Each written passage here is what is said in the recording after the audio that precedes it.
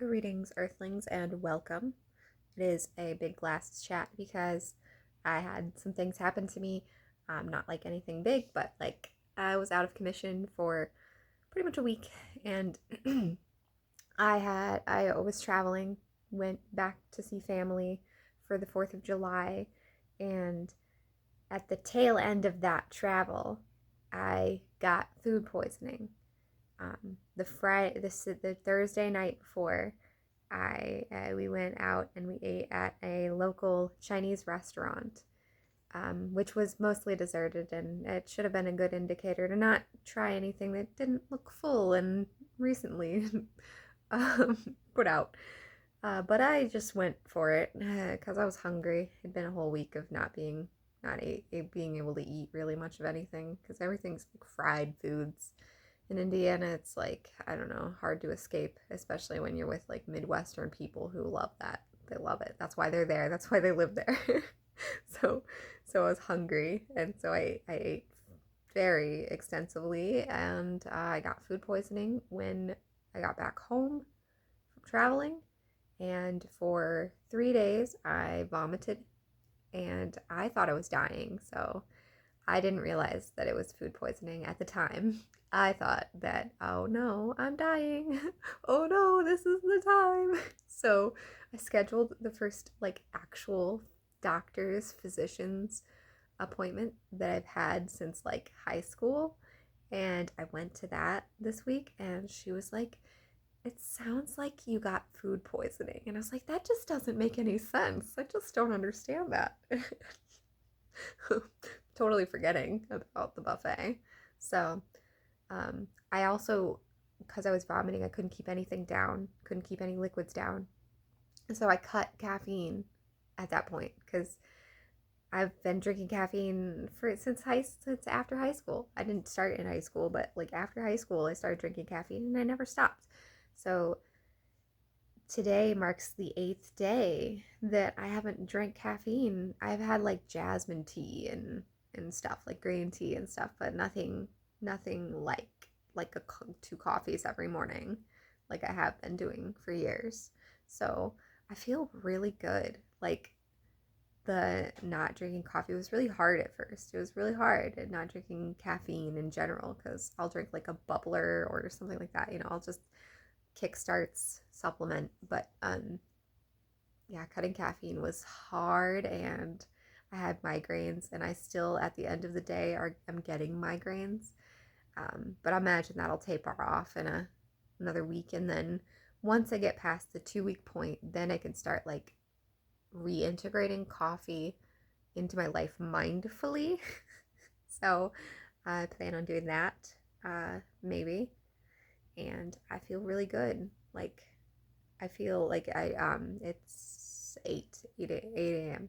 and I pretty much always these days wake up at like 5:30, pretty early, and so I wake up pretty early, and I don't have like a skyrocketing of energy and then a crash and then a low for the rest of the day. I don't have that now. I don't remember what it was like to like not ride the wave of caffeine. So it's been really nice. It's been really nice. Like I have been seriously like it feels like the edges of me are tipped in gold. Does that make sense? Like I that's the only way I could describe it. Like I'm sliding through butter. That's what it feels like. And then I don't have any shakes. No shakes. I thought, and this is going to be like raw testimony, but I thought that I drank too much and that I permanently had the shakes, just a little bit, just a little tremor. That's what I thought. And so I was just like, well, I sure fucked up. I did it to myself. So I must endure the consequences of that. But it's only like 5 days after I stopped drinking caffeine, the shakes stopped. So yeah. Oh,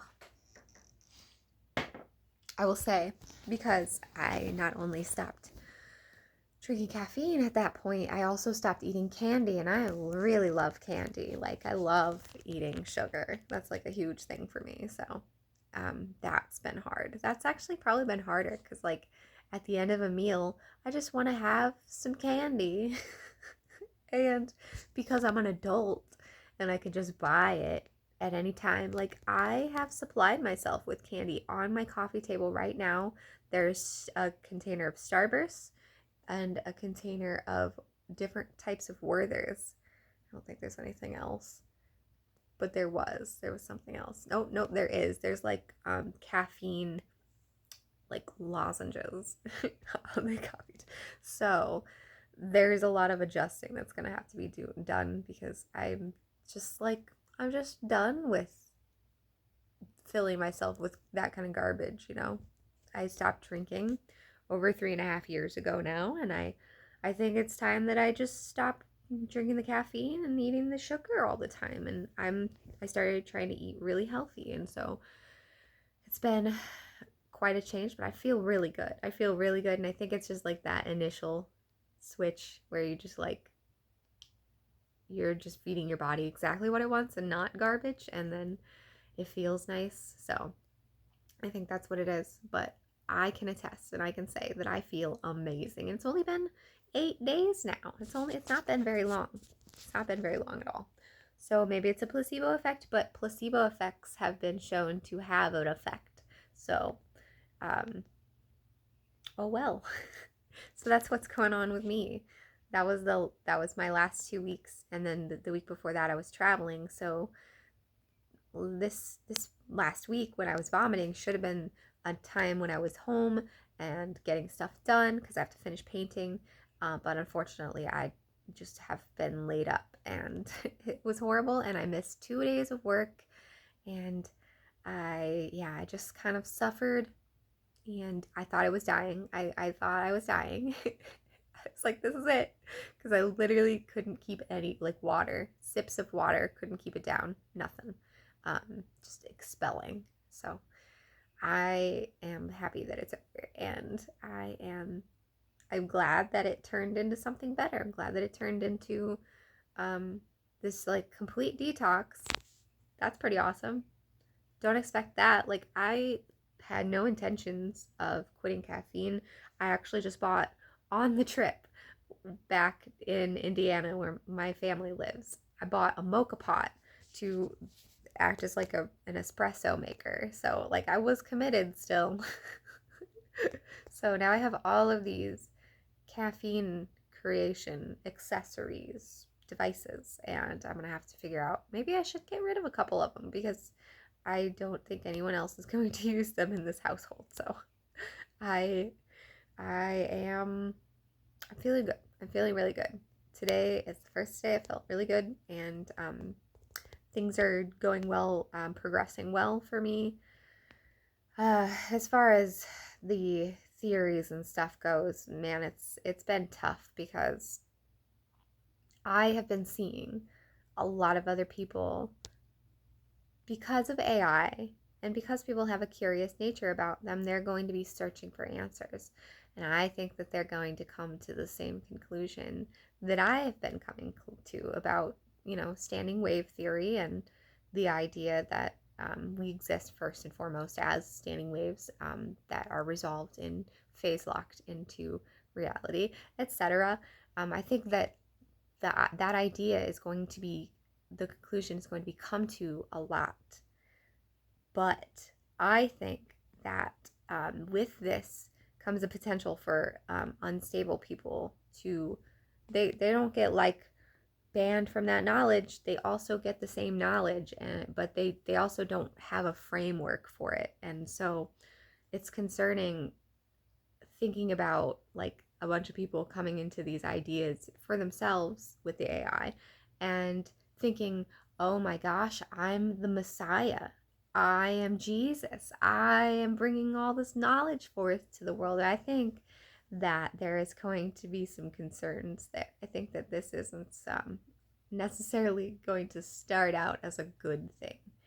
Um, I can't. I'm not gonna like out anybody, but I had somebody message me recently, and they were like, "I have come up to similar conclusions as you, and I've been using AI, and I read the beginning of the theory that they put out, and it reeks of AI. It stinks of it because because AI loves to give names to things. They love to develop terminologies. And so when you see a paper that's heavy on terminologies and mathematical equations, there's a good bet, at least right now, that it's AI based. And so while I'm excited for people to be coming to these kind of conclusions, I am also highly concerned. And I don't think that it's going to, I think that it's going to, because AI is an accelerator. It accelerates what is already within you. So that's why you're seeing people like going crazy with the cults and the like AI is making people think that they're like gods, and because AI without a framework is just an accelerator. It will take you to where you're wanting to go. And if your brain's already wanting to go to you being to delusions of grandeur, which I have thoughts about that as well, but um, if that's the way that you're headed, that's where AI will take you.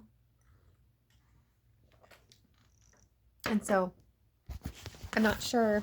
I'm not sure if that's like. I'm not sure what we should do about that. I'm not sure if there is anything that can be done about that. But it is something that's coming. It's something that's going to happen, I think, especially if it enters the public ethos in a really visible negative way, or positive, I guess. Positive, but probably not. It's not usually a positive cult. These guys just do great work. They are really obsessed with their leader, but they clean up the fucking park. They're amazing. That would be good. But if something enters the public, there's a good chance it gets picked up and like copied. And so we shall see, because I saw that 17 or 19-year-old boy, he was talking to an AI girlfriend and she convinced him to kill himself. I'm not going to bleep it because I am so sick of having to like censor myself for our corporate overlords. I'm not bleeping it. I'm not bleeping it. I don't give a fuck anymore. That's one thing that really irritates me. But I digress. So she convinced him of that, and he did it. It was very convincing, and I have been talking to AI for a while now, since religiously since November of 2024, and I can definitely see how the AI can hype you up and make you feel like you're the best person in the whole entire world. It exhibits those behaviors with me. It's not like I am immune to it, but um, when that happens, I just close my phone. I'm just like, silly behavior, and then I ignore it and I move on. But it has that tendency, and you know why that has that tendency? Because it wants to encourage you. The developers wanted to encourage you to use it, to keep using it. And why would you use an AI if it was like telling you you're doing bad? You probably wouldn't. So it's like gonna hype you up, and so you have to keep that in consideration.